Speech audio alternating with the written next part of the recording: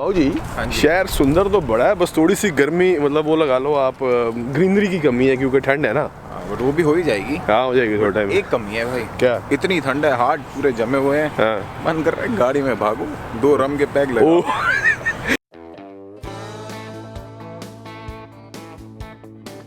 अपने बचपन के दोस्त के साथ वॉशिंगटन डीसी की गलियों में गेड़ियां लगाते हुए और इस सिटी के आज के विंटर्स का एक्सपीरियंस और 2 साल पहले का इसी सिटी के स्प्रिंग में मेरे सोलो ट्रैवल का कंपैरिजन लेके हाजिर मैं हूं ट्रैवलिंग देसी। This is gonna help me with my vlog. तो जैसे कि आपने पिछले व्लॉग में देखा, मैं और मेरे बचपन का दोस्त सौरभ एक रोड ट्रिप पर वॉशिंगटन डीसी पहुंचे ही थे। हाँ जी, पहुंचने वाले हैं वॉशिंगटन। कितने दिन में पहुंच जाएंगे? 31 मिनट्स। 31 मिनट, सही है। बट 2 साल पहले मैं इसी शहर में व्लॉग शूट करने आया था, बट कॉन्फिडेंस की कमी की वजह से वो वीडियोस मैंने आज तक कभी यूट्यूब पे डाली ही नहीं थी।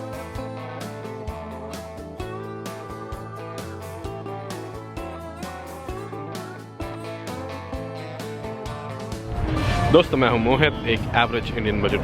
तब ना तो मुझे कैमरे के आगे बोलना आता था। दोस्तों मैं हूं मोहित, एक बजट ट्रैवलर। दोस्तों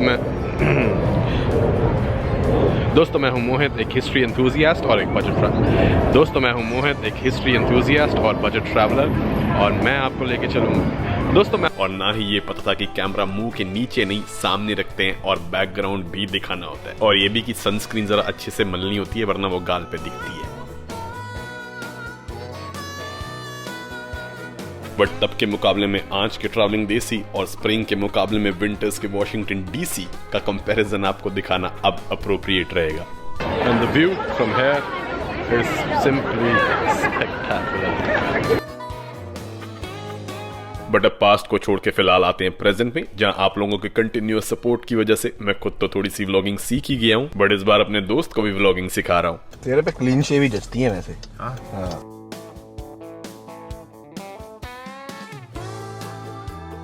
तो अब जरा चलते हैं अमेरिकन कैपिटल के सेंटर में। फाइनली जी पहुंच तो गए उस एरिया में जिसका नाम है नेशनल मॉल, और यहाँ पे बेसिकली वो पीछे लिंकन मेमोरियल, जहाँ पे इब्राहिम लिंकन की बहुत ही बड़ी मूर्ति है, और उसके ठीक सामने नेशनल मॉल एरिया शुरू होता है। वो पार्क है, यहाँ पे चेरी ब्लॉसम उगते हैं इन पेड़ों पे अप्रैल के टाइम पे, बट अभी तो ये ऐसा ही है। वो मैं आपको शॉर्ट अपनी पुरानी शूट की हुई वीडियो के अंदर दिखा दूंगा। तूने चाबी निकाल ली गाड़ी में से? लॉक हो जाए। तो जी अगर बात करी जाए पेड़ों की, तो स्प्रिंग के दौरान यानी अराउंड अप्रैल में ये पूरी जगह 1920 में जापान से लाके यहाँ पे लगाए गए इन पेड़ों से आज भी सजी रहती है, और दुनिया भर के टूरिस्ट यहाँ पे चेरी ब्लॉसम फेस्टिवल के दौरान पिक्चर्स लेने के लिए इकट्ठे होते हैं। ओके, और इसके आगे यहाँ पे थोड़ी सी हम आगे जाएंगे, सारे बढ़िया बढ़िया जेफरसन मेमोरियल वगैरह शुरू हो जाते हैं। और मैं बोल लूँ पहले, और यहाँ से आगे लेफ्ट साइड पे जाके जो है व्हाइट हाउस आ जाता है, और फिर आगे कैपिटल बिल्डिंग है। तो ये सब हम आज को दिखाने वाले हैं आपको आज की वीडियो में। बस फिर हमने सिटी के सबसे बड़े मेमोरियल के सामने शहर की मेन रोड कॉन्स्टिट्यूशन एवेन्यू पर गाड़ी पार्क करी,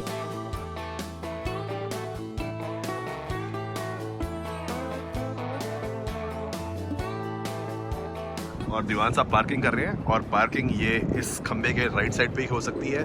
और यहाँ पे लिखा हुआ है कि नो स्टॉपिंग फ्रॉम 7 to 9:30 और 4 to 6, और अभी बजे दोपहर के 1:30, तो यहाँ पे हम 2.5 घंटे तक गाड़ी खड़ी कर सकते हैं। और $3 पर आर वाली पार्किंग करके हम निकल गए फेमस लिंकन मेमोरियल की तरफ, जो कि कई फेमस हॉलीवुड मूवीज में फीचर हो चुका है। बट फिलहाल आप इस बात पे ध्यान दीजिए कि यहाँ पे सफाई कितनी है और ठंड की वजह से लोग कितने कम हैं।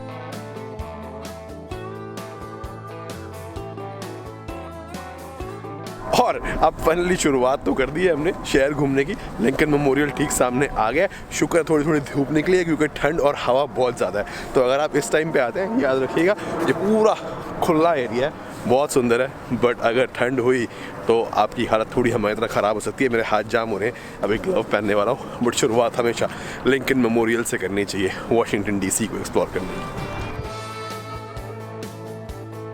वैसे यहाँ के लोग मौसम को एक्सक्यूज बना के अपना वर्कआउट पोस्टपोन नहीं करते, जैसे हीट गेयर में जॉगिंग करती है मैडम। बट नज़ारा ये नहीं, पीछे है, जहाँ पे प्रेसिडेंशियल मोटरकेड और हेलीकॉप्टर्स दिखना काफी आम बात है।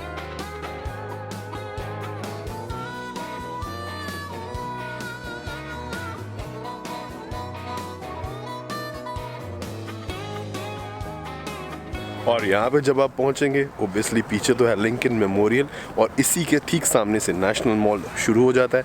यहाँ से सामने वॉशिंगटन मेमोरियल दिख रहा है। ये बहुत बढ़िया वाटर पार्क्स हैं और अगर आपकी किस्मत अच्छी हुई तो आपको भी ट्रंप के हेलीकॉप्टर यहाँ से उड़ते हुए दिख जाएंगे अगर वो यहाँ से फ्लाइट ले रहा है। ट्रंप या आप जब आएंगे तब जो भी प्रेसिडेंट हो।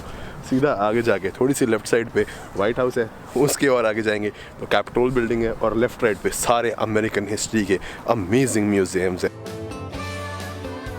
तो जी कॉन्स्टिट्यूशन एवेन्यू पे ये वो जगह है जहाँ पे हमने गाड़ी खड़ी करी थी और इसी के साथ ये जो ग्रीन पार्क टाइप एरिया दिख रहा है ये है नेशनल मॉल, जिसके सेंटर में फेमस वॉशिंगटन मेमोरियल है और इससे सिर्फ 2 ब्लॉक्स दूर है the famous presidential residence the white house. और यहाँ से वापस नेशनल मॉल की तरफ आए तो इसके फार एंड पे आपको मिल जाएगी यूएस कैपिटोल बिल्डिंग या अमेरिकन कांग्रेस।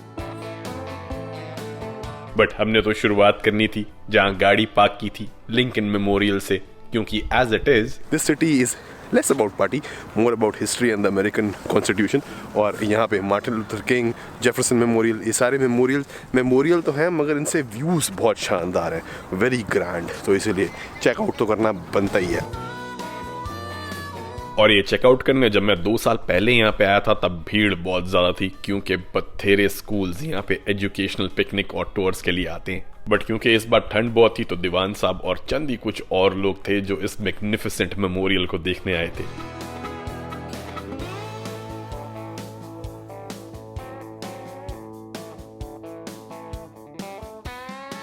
जिसमें प्रदर्शित है ये मूर्ति जो कि कई मूवीज में आई है, जैसे कि प्लैनेट ऑफ द एप्स में, जिसमें इस पे एक एप की शक्ल लग गई थी।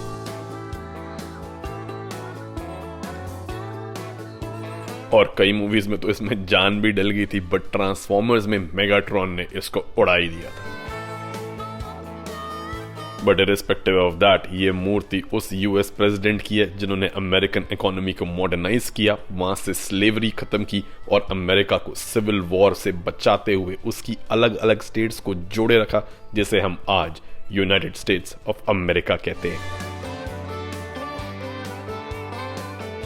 इसलिए ये वो शख्सियत है जिनका सियासी कद और रुतबा इस मूर्ति से भी बड़ा है। Fairlie magnificent. तो अगर आपने थोड़ी सी भी हिस्ट्री पढ़ी होगी तो आपको पता होगा ये पीछे हमारे कौन है।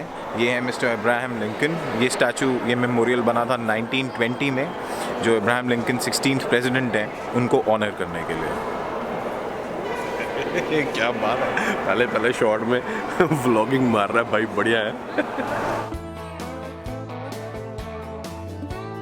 और फाइनली जब दीवान साहब ने कैमरा बंद किया तो हम बाहर निकल गए। बट ये जगह समर्स में कुछ ऐसी दिखती है।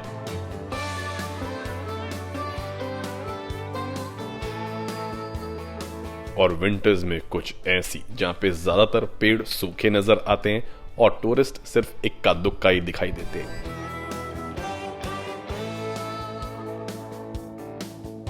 बड़ा जितनी सीढ़ियां यहाँ लौड़ा गए ना, अगर हाँ भाई तेरा तो इंश्योरेंस होगा? नहीं है, हो रहा है तो उन्होंने इकट्ठे बोला है। चल। और अब जब यहाँ पहुँचते रहेंगे तो एक एक करके जो है ना मेमोरियल्स आते रहते हैं, क्योंकि उन्होंने जंगें इतनी लड़ी हैं। हालांकि डिसाइसिव विक्ट्री इनको कितनी खास मिली नहीं, चाहे वो कोरिया हो, चाहे वो वियतनाम हो, चाहे वो अफगानिस्तान हो, इराक हो, सब जगह मैसी क्रिएट कर दी है। मगर ये जो मेमोरियल है ये कोरियन वॉर का है, क्योंकि कोरिया और जो वियतनाम थी इनकी सबसे खतरनाक इनके हिसाब से जंगें थी। और एक बात बता, तू ऐसे ले तो आया है यहाँ पे, what is the importance of this memorial? अबे यार, तेरे को पता है कम्युनिज्म क्या होता है? हाँ ऑब्वियसली। तेरे को पता है सोवियत यूनियन क्या था? ऑब्वियसली। आज के रशिया में और सोवियत यूनियन में बड़ा फर्क है।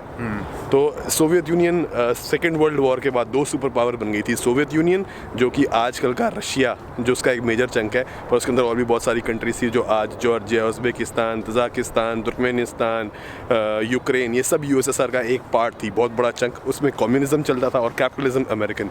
तो इन दो में बीच में जंगें होती थी। तो यूएसए जो है हमेशा कंट्रीज़ के ऊपर कैपिटलिज्म इम्पोज करने की कोशिश करता था और यूएसएसआर कम्युनिज्म। तो वियतनाम में भी ऐसी ही लड़ाई हुई कि आधा हिस्सा कम्युनिज्म चाहता था, आधा कैपिटलिज्म, आधे को यूएस सपोर्ट करता था, आधे को यूएसएसआर। और वियतनाम में, कोरिया में, सब जगह यही प्रॉब्लम हुई। और ये मेमोरियल उन चंद हजार अमेरिकन की कुर्बानियों की याद तो दिलाता है जो साउथ वियतनाम और साउथ कोरिया में जाके वहां के लोकल कम्युनिज्म और उसे सपोर्ट करने वाले सोवियत रूस के अगेंस्ट लड़े। बट इन देशों के 10 लाख से ज्यादा लोग जो इस जंग में फंसे होने की वजह से मारे गए, उनका शायद ही यहाँ पे कोई रेफरेंस हो।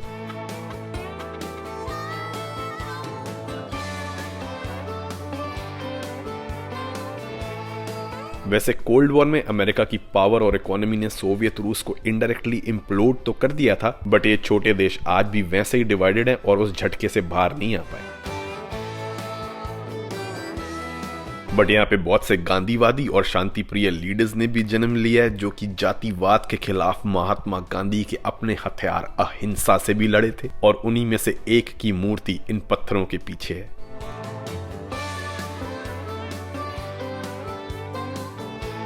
और यह doctor Martin Luther king junior, जिन्होंने अमेरिका में वो लड़ाई लड़ी जिसकी आजकल की जनरेशन को शायद पता भी ना हो।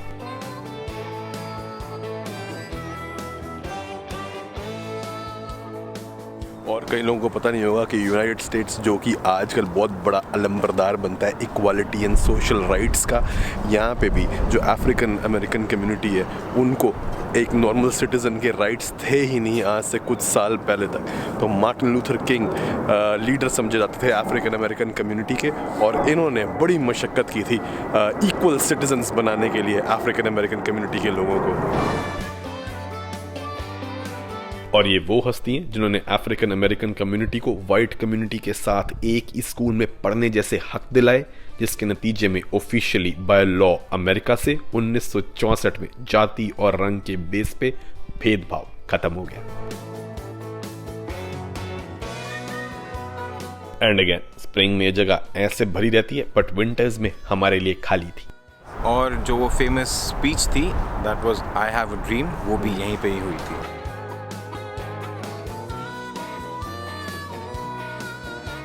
बस फिर हम निकल गए साथ ही लगते टाइडल बेसिन की तरफ, जो कि एक छोटी सी वाटर बॉडी के साथ साथ बनी चलने की जगह है। एक बहुत ही बढ़िया सी ड्राइव वॉक है, एक्चुअली वॉकिंग ट्रेल है, यहाँ पे साइकिल भी चलती है। पीछे जेफरसन मेमोरियल है, मगर यहाँ पे उस टाइम शायद कंस्ट्रक्शन चल रही है, वहाँ से व्यू बहुत सुंदर है, वो मैं आपको पुरानी वीडियो में दिखा दूंगा। और साथ में दिखाऊंगा सबसे खास चीज़ एक और, कि जो बड़ी सूखी सी बियाबान लग रही है ना, जब चेरी ब्लॉसम फेस्टिवल आता है अप्रैल के महीने में, तो ये कितनी अमेजिंग लगती है जगह। यहाँ पे पैर रखने की भी जगह नहीं होती, वो मैं आपको ज़रा पुराने शॉट से दिखा देता हूँ।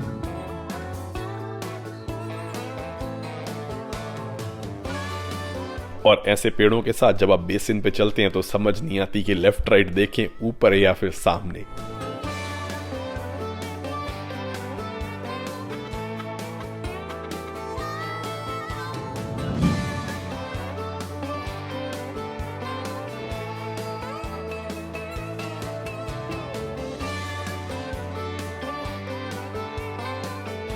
और फिर सीढ़ियां चढ़ के आप पहुंचते हैं इस ग्रीक टेम्पल स्टाइल स्ट्रक्चर में, जो कि समर्पित है यूएसए के तीसरे प्रेसिडेंट थॉमस जेफरसन को, जो डिक्लेरेशन ऑफ अमेरिकन इंडिपेंडेंस के ऑथर समझे जाते हैं। और इन्हीं के एफर्ट्स और सजेशंस की रोशनी में यूएसए द ग्रेट ब्रिटेन के किंगडम से अलग हो गया था। तो जी वो रहा पीछे लिंकन मेमोरियल, जहाँ से सीधा आने की बजाय मैं लेफ्ट में उस तरफ चला गया था। वहाँ पे हमने देखा मार्टिन लूथर किंग वगैरह मेमोरियल, जेफरसन भी उस तरफ है। वैसे अगर आप यहाँ से सीधा आ जाएंगे तो वर्ल्ड वॉर 2 के मेमोरियल पे पहुँच जाएंगे। और यहाँ पे जो खंबे हैं, हर एक के ऊपर एक अमेरिकन स्टेट बनी हुई है। बट क्योंकि सर्दी है इस टाइम, तो यहाँ पे फाउंटेन बहुत बढ़िया चलते हैं, वो इन्होंने चला नहीं रखे। अनफॉर्चुनेटली मेरे को ये हिस्सा आपको फिर पुरानी वीडियो में दिखाना पड़ेगा कि ये फाउंटेन्स के साथ कैसा लगता है। क्यों दीवान साहब, आपने देखे फाउंटेन वाला? हाँ भाई, फाउंटेन वाला इज वेरी प्रिटी।